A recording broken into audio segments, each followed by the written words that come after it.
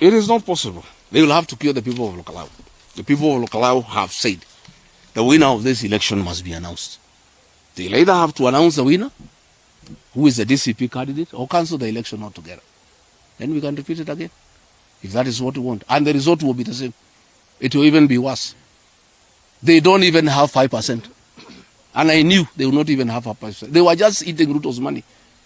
These Kikuyus, I know them, and I talked to them, and I told them. And Ruto is just realizing 16 billion shillings down the drain. That's why he is so angry. That is why he is sending people to kill the people of Olkalau. And Douglas Kaja is just allowing it. Why can't you resign? How do you complain that there's nothing you can do because the president has ordered the massacre in Olkalau? Just resign and go home and come and stay with us here.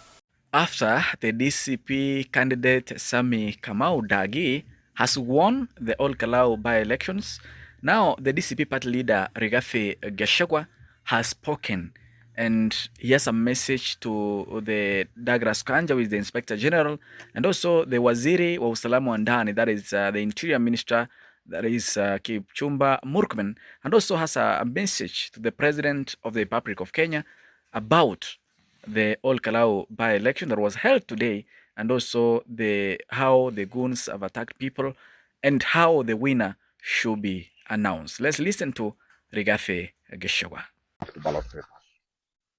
As we speak, Munyeki Primary School has been attacked. Huruma Primary School has been attacked. AC Primary School, the biggest polling station, has been attacked. Nyakiambi polling station, Gorika and Mombi. Luckily, the people of Olkalau, the true sons and daughters of the Mau Mau, have repulsed these policemen with guns. And I really want to thank our gallant young people of Olkalau for refusing to give in to violence. This gang has retreated to Royal Garden Hotel in Olkalau. That is where they are meeting currently. The three killer squads, and they are under the control of the following members of parliament. And we are ashamed they are people from this region who are brutalizing their own community under the instructions of William Ruto. The Honorable Sabina Chege, the Honorable Kawanjiku Njukuna of Kiamba, Eric Wamombi, Betty Maina, and the women rep for Kiambu Wamuraba.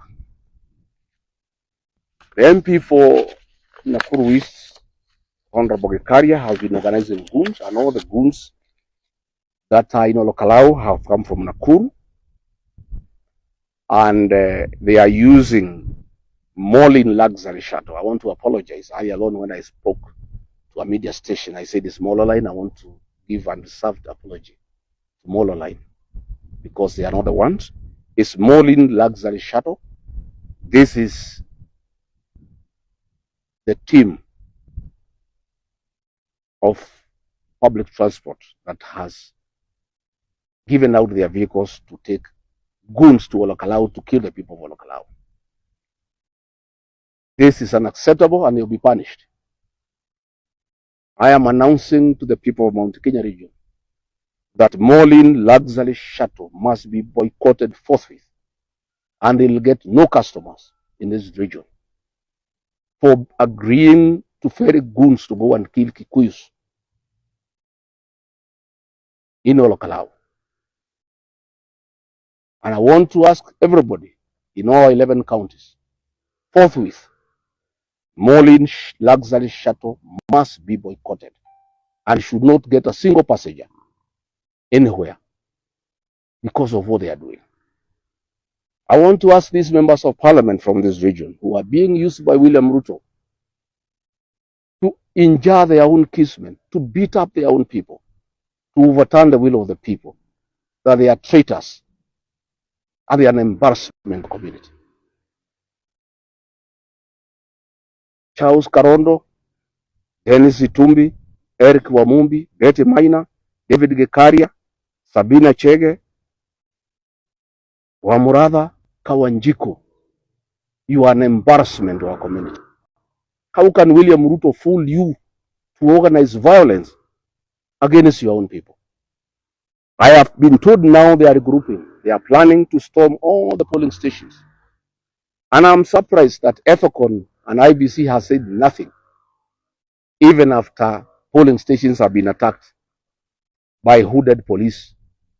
They are moving in vehicles in broad daylight with rifles and wearing masks, and IBC is quiet because they are part of it.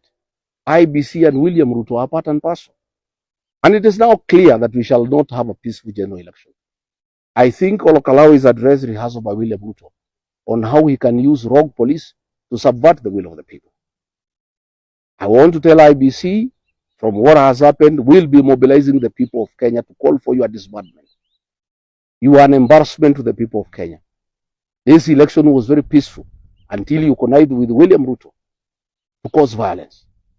These people now have retreated to Royal Garden Hotel, where they are planning to storm all polling stations and disrupt the counting and overturn the will of the people. I am calling upon the people of Olokalawa, all of them who voted, to go back to the polling stations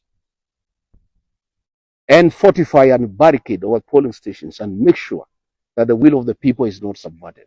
I want to tell William Ruto, I'm sure you want to kill the Kikuyu population because you have a beef with us.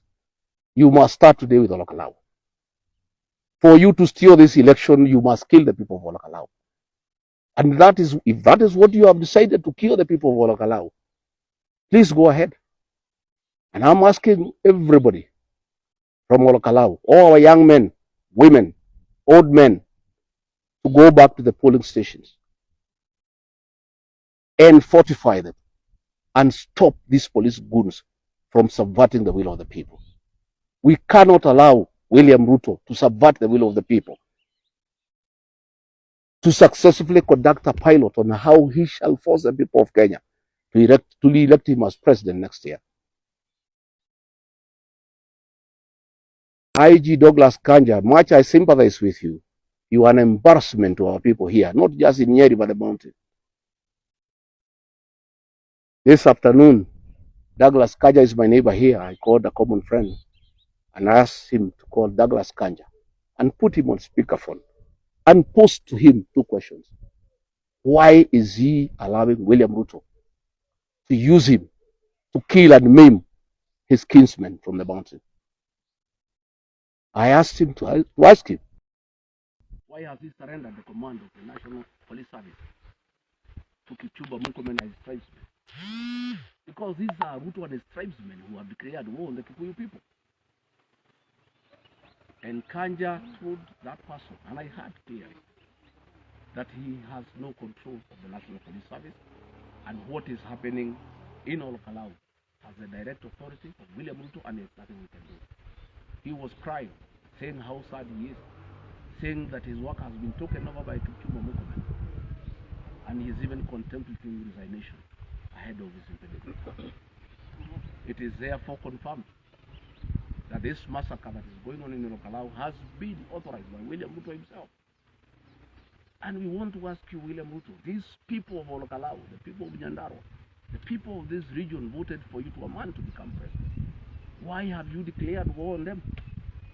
Why are you unleashing violence on women and children? Why have you converted the National Police Service into a rogue outfit to kill people and to maim people? But I'm not convinced that when William Ruto sent the National Police Service to Haiti, the intention was never to go and help the people of that great country on how to deal with the criminal gangs. He actually sent the National Police Service to benchmark and learn how to work with the criminals and goons to assist him to be elected by the people of Kenya next year.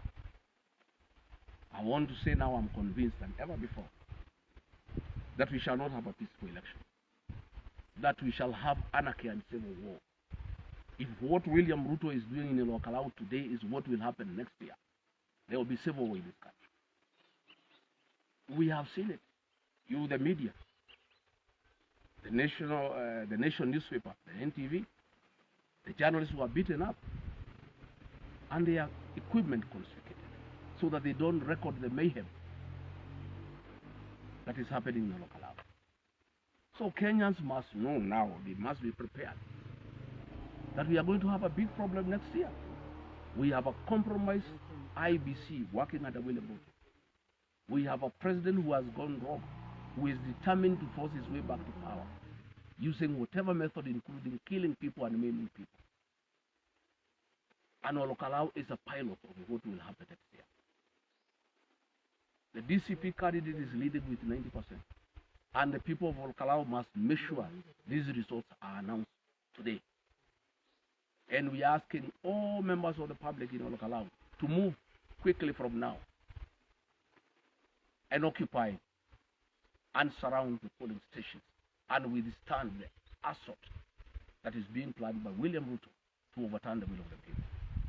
Later on, the entire population will move to Kalou town. 50,000 people around the talent center. And if William Ruto wants to massacre the Kikuyu population in Kalou, he can go ahead and do so. He has harassed our people enough. He has our businesses. He has sacked our people from KRI.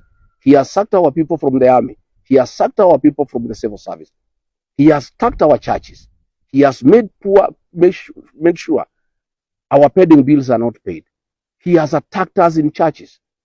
Now he has decided that he will force us to elect people from his party. And he is prepared to kill people.